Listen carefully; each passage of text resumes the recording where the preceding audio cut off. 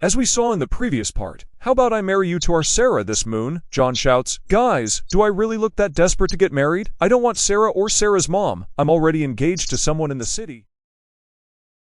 And I'll never live in the village. In the end, John decides to forgive the young man and drop the charges completely since nothing was stolen. He leaves the station, and Sarah tries to calm him down and follows him as usual, offering to drive him. But he's fed up and tells her to leave him alone and stop following him everywhere because he's tired of her. He leaves, and Sarah is hurt by his words. She goes to drink coffee with Young to improve her mood. Meanwhile, John goes home and cleans until he's exhausted, then spreads out on the floor and falls asleep. The next day, he wakes up with back pain, endures it, and heads to the clinic, where he runs into Sarah. She says, I'm not here because of you. I'm taking a kid to school, then leaves. John notices her behavior this time and realizes she's upset about yesterday, but he's cold-hearted and doesn't care. Happy that he's finally rid of her, on his way to work, he sees a village woman asking Sarah about her mother who left long ago. He sees how sad Sarah looks and realizes she helps people because she wants a family of her own. He feels sorry for her and starts sympathizing with her. He sees her walking alone and offers her a ride on his bicycle, but she refuses politely and goes on her own. He goes to the clinic and spends the whole day thinking about her, not knowing how to make it up to her. After work, he decides to go to the cafe for coffee and coincidentally runs into her there, but before he can talk to her, a village woman asks them to help collect the harvest. So they go together. They work side by side, and John takes the chance to apologize for what he said. She laughs and says, I'm a police officer. I don't get upset over silly things, and they make up. Something clearly starts between them, and rumors begin flying. Our guy's getting married, and who else but Sarah? Young notices and feels jealous. It seems he likes Sarah too. Later, John goes to Young because he wants to buy a car from him for his grandfather, so he can use it for work when he returns. But Young isn't in the mood because he feels John looks down on the villagers, so he raises the price on purpose. Sarah steps in and asks him to make it easy this time and lower the price a bit. She keeps insisting, but he refuses. Then she tells John, I know someone who sells cars. If we pretend we're a couple in front of him, he'll give us a really cheap price. Her plan works, and Young changes his mind, gives John the car keys, and says, if you don't want to pay, consider the money already delivered, boss. All just because they pretended to be a couple. John is happy, takes the car, and leaves. Afterward, Young asks Sarah why she helps John so much, even though he treats her badly. She's forced to confess the truth. They were childhood friends, but he forgot her, sadly. She says, but I'll never forget him. I left things like this so he could remember me on his own. He hates the village and will leave anyway, so if he doesn't remember me during this time, then it's for the best. At least he won't get attached to me again. The next day, John goes to the clinic and takes advantage of the injured dog, not being there to ask the nurse about it. Suddenly, Sarah walks in with the dog, and he learns she took it out for a walk to improve its mood. She asks what he plans to do with it, and he tells her that it has already recovered from its injury. She decides to adopt him and says, that's it. Consider him mine. I've gotten used to him. She builds him a little house in her garden and keeps playing with him and taking care of him. She remembers a flashback from when she was young, laughing when she received a dog as a gift, and since then, she's loved animals. But she's sad that John forgot their memories together, unlike silly John, who's happy that she loves animals just like him. He goes to have lunch with her, not knowing who she really is yet, but he notices that she's busy. Every few minutes, someone from the village calls asking for her help. He admires how much she loves helping people, and they walk together through the village. Sarah asks him about his girlfriend, and he gets nervous, says he misses her, and it's clear he's hiding something, so he changes the subject and asks about the dog. She tells him she named him after her old dog, and that she'll take care of him. John feels touched and realizes he was unfair to her. Young sees them together, and of course, gets jealous. He goes to talk to her and threatens John that if he hurts her, he'll regret it. John is surprised by his behavior because they're friends and there's nothing between them. He goes to the clinic to continue his work, and suddenly, Sarah comes in crying, saying her dog ran away from home and escaped. She's devastated and worried about him. John tries to comfort her and insists on going with her to look for him. They search the whole village, and John sees the dog running toward the woods, follows him, and realizes he's married and was just checking on his family. He calls Sarah, and when she sees the dog, she takes him back and decides to let him visit his puppies every day. Later, John gets a call from the village chief who asks him to come because her cow is giving birth. Sarah goes with him again to help. The cow's condition is very difficult, but they work together and successfully deliver the calf. The chief is happy and thankful and decides to throw a party for the occasion. insisting that they attend the cow's birthday party. John has no choice but to agree. That night, he goes to the party and finds the whole village there, laughing at their customs. He sits next to Sarah, and Young arrives and sits next to her too. As usual, the two feel jealous of each other since they both like her. They compete, drink, and each tries to impress her until both get dizzy. The villagers ask Sarah to sing, and she agrees. She starts singing. Everyone reacts enthusiastically, and John is amazed by her beautiful voice. For the first time, he feels warmth, like he's among family, and enjoys himself. The villagers ask him to sing too, but he feels embarrassed and says he's late and has to leave. Sarah decides to walk him home. On the way, she tells him she'll take the dog to visit his puppies tomorrow and asks him to be careful on the road so he doesn't trip, but she's the one who slips and falls on his bicycle, breaking it. She feels embarrassed and amused and tries to fix it, but he worries about her getting hurt and tries to stop her, grabbing her hand. They both get nervous because they're so close. Suddenly, Young arrives and tells Sarah he's worried about her because John was drunk and not fully aware. John says, "Don't worry," and leaves them together and walks away. But he hears Young confess his feelings to her and say that he likes her. The next day, John goes to the clinic. Sarah tries to talk to him, but he ignores her and treats her coldly. She's confused by his behavior and keeps wondering what she did wrong. Meanwhile, Young comes to her with her favorite coffee and asks to talk. He tells her, "I'm confident about my feelings for you. I'm not rushing you for an answer, and I want you to think carefully before replying." John sees them together while sitting in his car, assumes they're together, feels jealous, and goes back to work. When he returns to the clinic, the nurse tells him that Sarah went to the forest to rescue puppies. He's shocked she went alone and rushes to find her to make sure she's okay. Sarah is happy he came to help her, but he scolds her when he sees her injured hand, saying she shouldn't do everything by herself. He takes the puppies to the clinic, examines them, vaccinates them, and treats her wound, putting a bandage on it. She's touched by his kindness and thanks him, but she senses he's upset and asks if he's bothered. He says, "Why would I be?" She says, "I don't know, maybe because I broke your bike," but he still refuses to answer. She assumes he's just tired from work and goes home. That night, it's raining, and she keeps wondering what she did wrong. She thinks of calling him, but feels shy. At the same time, Young calls her, but she doesn't answer. Meanwhile, John is also thinking about her and wants to call her, but pride stops him. The next morning, John wakes up to find Young waiting outside his house with the little boy's dog, asking him to treat it because it ate chocolate. He takes the dog to the clinic where he learns that Sarah is in the hospital. Young tells him she fell off her bike. They find out that happened because she took parts from her own bike to fix John's. John is shocked and feels guilty. Young tries to push him away from her, saying she keeps getting hurt because of him. But John says, "You're just upset and jealous because she cares about me and not you, right?" John rushes to check on Sarah, but as soon as he sees her, he scolds her for not taking care of herself and tells her she can't help people at the expense of her own well-being, then leaves angrily. She's hurt by his words, but she still doesn't listen and goes to the police station to work despite being injured. Her boss gets upset and tells her to rest at home and gives her leave until she recovers, sending an officer with her because it's raining. Sarah thanks him and goes home. Meanwhile, John returns to the clinic and finds the child waiting for him. The boy thanks him for treating the dog and says, "You treat Sarah badly, by the way, even though she's kind and helps you." He tells John to go make up with her. John realizes the boy is right and agrees to apologize, but when he hears a loud crash, he realizes Sarah has been in an accident. He panics, calls her boss to find her location, and rushes there. He arrives just in time to find her car overturned and Sarah unconscious. He remembers a flashback from his childhood. He was traveling with his family to the village in the rain when they had an accident and the car flipped. His grandfather arrived and saved him, but couldn't save his parents. And sadly, John was the only one who survived. Back in the present, he's terrified of losing Sarah. He keeps hitting the glass until he breaks it and manages to save her in time, carries her out, and rushes her to the hospital.